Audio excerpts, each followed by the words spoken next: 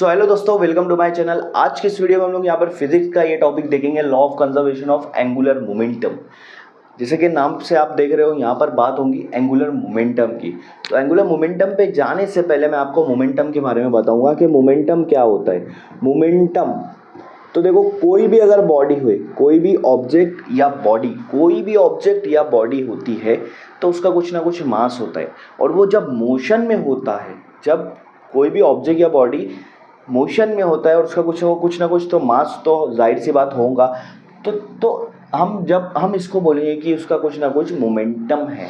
क्या है? उसका कुछ ना कुछ मोमेंटम है। एग्जाम्पल के तौर पर अगर एक गाड़ी ले लो, जब गाड़ी एक मोशन में रहती है, एक स्पीड में रहती है, तो उसका एक मोशन रहता है और उसके साथ उसका मास रहता है। तो मास और वेलोसिटी, मोशन किस वजह से आता है? वेलोसिटी की वजह से। मास और वेलोसिटी को अगर आप मल्टीप्लाई करोगे तो आपको मिलेगा मोमेंटम, जिसको हम लोग लीनियर मोमेंटम भी कहते हैं। तो लीनियर मोमेंटम को हम लोग P से डिनोट करते हैं और इसका फॉर्मूला आएगा मास इंटू वेलोसिटी। क्या आएगा? Mass into velocity.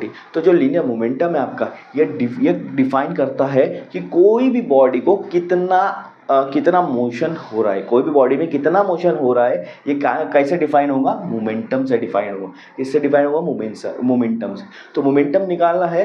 कोई भी बॉडी अगर वो मोमेंट में है, अगर वो मोशन में है, तो उसका वेलोसिटी लो और उसका मास लो, ये दोनों को मल्टीप्लाई करो, आपको मिल जाएगा मोमेंटम, जिसको हम लोग P से डिनोट करते हैं।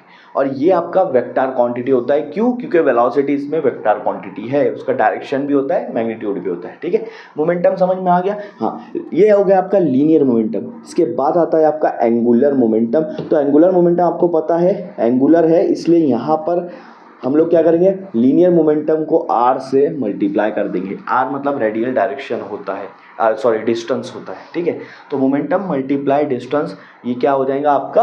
एंगुलर मोमेंटम निकल जाएगा। ठीक है, लेकिन हम लोग यहाँ पर क्या बात कर रहे हैं, और इसको हम लोग L से डिनोट करते हैं। किससे? L से। एंगुलर मोमेंटम को किससे डिनोट करते हैं? L से। किससे डिस्क्राइब करते हैं? L से। ठीक है, सिंबॉलिज्म। लेकिन यहाँ पर हम लोग बात करेंगे law of conservation of angular momentum के बारे में। So law of conservation of angular momentum क्या बोलता है? कोई भी बॉडी का एंगुलर मोमेंटम कंजर्व होता है तब तक जब तक उसके ऊपर कोई एक्सटर्नल टॉर्क नहीं लग रहा है। कोई भी बॉडी पे एक्सटर्नल टॉर्क नहीं लग रहा है तब तक उसका एंगुलर मोमेंटम जो होता है वो कंजर्व होता है, कांस्टेंट होता है। बात समझ में आ रही है? ठीक है, जब तक बाहर से कोई फोर्स नहीं लगेगा तो टॉर्क नहीं लगेगा, और टॉर्क नहीं लगेगा तो एंगुलर मोमेंटम को कोई इफेक्ट नहीं पड़ेगा, वो जैसे पहले था बाद में भी वैसा ही रहेगा। ये है law of conservation of angular momentum. अब इसका मैं डेरिवेशन बताऊंगा। देखो, हमको पता है एंगुलर मोमेंटम क्या होता है। आर में वेक्टर में R vector cross P vector. ठीक है, L vector is equal to R vector cross P vector, ये एंगुलर मोमेंटम का फॉर्मूला है। ठीक है, अब मैं क्या करूँगा, इसको हम लोग डिफरेंशिएट करेंगे with respect to T. Differentiate with respect to T, तो हम लोग चेक करेंगे कि एंगुलर मोमेंटम जो है टी के साथ डिफरेंशिएट होता है, मतलब टी के साथ चेंज होता है। जैसे जैसे वक्त चेंज होगा, वक्त बढ़ेगा, तो एंगुलर मोमेंटम पे क्या इफेक्ट पड़ेगा, उसका क्या आएगा डेरिवेशन, वो हम लोग यहाँ पर देखेंगे। ठीक है, तो dl/dt, यहाँ पे आप l को t के साथ डिफरेंशिएट कर रहे हो, तो इधर भी r vector cross p vector को t के साथ डिफरेंशिएट करेंगे, d/dt। अब dl/dt इज इक्वल टू, हम क्या करेंगे, यहाँ पर अगर आप देखोगे डेरिवेशन में दो टर्म्स है। जब भी डेरिवेशन में दो टर्म्स होता है तो u into V rule use करेंगे। u इंटू वी रूल क्या है, मैं आपको बताता हूँ। सबसे पहले r को कांस्टेंट मानेंगे तो उसको बाहर ले लेंगे, r को कांस्टेंट मानेंगे तो उसको बाहर ले लेंगे। डिफरेंशिएट किसका होगा? p का होगा, p का मोमेंटम का डिफरेंशिएट करेंगे, फिर यहाँ प्लस करो। अब क्या करेंगे, जिसका डिफरेंशिएट हुआ था उसको कांस्टेंट मान लो। ठीक है,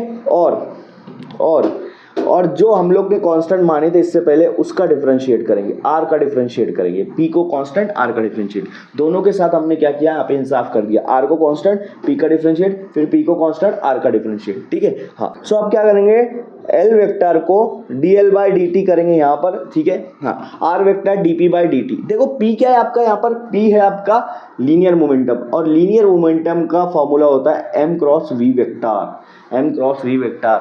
देखो एम इंटू वी ये किसका फॉर्मूला है, लीनियर वेक्टर का फॉर्मूला है। किसका फॉर्मूला है, सॉरी लीनियर मोमेंटम का फॉर्मूला है, सॉरी लीनियर मोमेंटम का। पी का फॉर्मूला क्या है, एम इंटू वी। लेकिन यहाँ पी के नीचे क्या है, टाइम है, हमने उसको डेरिवेट कर दिया, पी को क्या कर दिया, डेरिवेट कर दिया। मान लो आपका वी भी डेरिवेट हो जाएगा टाइम के साथ, तो डी बाई डी टी किसको डेरिवेट करें, वी को। तो जब v को आप टाइम के साथ डिफरेंशिएट कर रहे हैं, v को जब भी टाइम के साथ डिफरेंशिएट करते हैं तो बन जाता है एक्सेलरेशन। क्या बन जाता है, एक्सेलरेशन। और मास इनटू एक्सेलरेशन क्या होता है, फोर्स होता है। क्या होता है, फोर्स होता है। तो dp बाई डी टी क्या बन जाएगा, फोर्स बन जाएगा। यहाँ पे r वेक्टर वैसा का वैसा क्रॉस एफ वेक्टर मतलब फोर्स, ठीक है, प्लस यहाँ पे पी वेक्टर रखूंगा और D R by D T मतलब आप क्या कर रहे हो, displacement with respect to time. Displacement with respect to time क्या होता है, वेलोसिटी होता है। क्या होता है, वेलोसिटी, ठीक है। हाँ, नेक्स्ट स्टेप क्या करेंगे हम लोग, यहाँ पे R vector cross F vector plus P का फॉर्मूला क्या है, पी का फॉर्मूला क्या है, M into V, M cross V vector है, ठीक है। ये पी का फॉर्मूला है, एम क्रॉस वी वेक्टर। उसके बाद एक और है वी। देखो जब भी सेम चीज को जब क्रॉस वेक्टर करते हैं, सेम टर्म को, मैं यहाँ पे आपको बता देता हूँ, जब भी सेम टर्म को क्रॉस वेक्टर करते हैं, क्रॉस वेक्टर की बात कर रहा हूँ, डॉट वेक्टर की बात नहीं कर रहा हूँ, तो आंसर आता है 0, क्योंकि वी क्रॉस वी क्या होगा, वी स्क्वायर साइन 0 हो जाएगा, तो आंसर 0 आएगा। साइन 0 का आंसर 0 आता है। तो यहाँ पर ये टर्म पूरा 0 हो जाएगा, ये टर्म क्या हो जाएगा, पूरा 0 हो जाएगा। हम यहाँ ऊपर बताते हैं, ठीक है। देखो ये टर्म ऊपर लिख लेता हूँ मैं, D L by D T vector, ठीक है, R vector cross F vector, यहाँ पर आ जाएगा प्लस ये टर्म क्या हो जाएगा, 0 हो जाएगा, क्योंकि V vector cross V vector है, तो 0 हो जाएगा, ठीक है। तो ये टर्म हटा दो।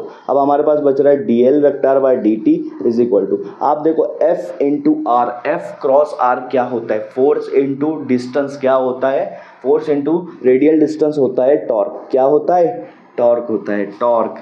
तो यहाँ पर D L by D T की वैल्यू क्या आ जाएंगी, टॉर्क आ जाएंगी। D L by D T की वैल्यू क्या आ जाएंगी, टॉर्क आ जाएंगी। मतलब एंगुलर मोमेंटम को टाइम के साथ चेंज करोगे तो क्या मिलेगा आपको, टॉर्क मिलेगा।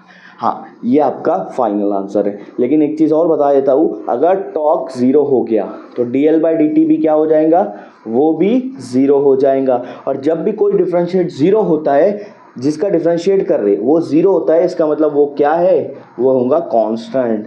तो D L by D T तभी 0 हो सकता है जब एल की वैल्यू क्या आएंगी, कांस्टेंट। एंगुलर मोमेंटम कांस्टेंट होगा।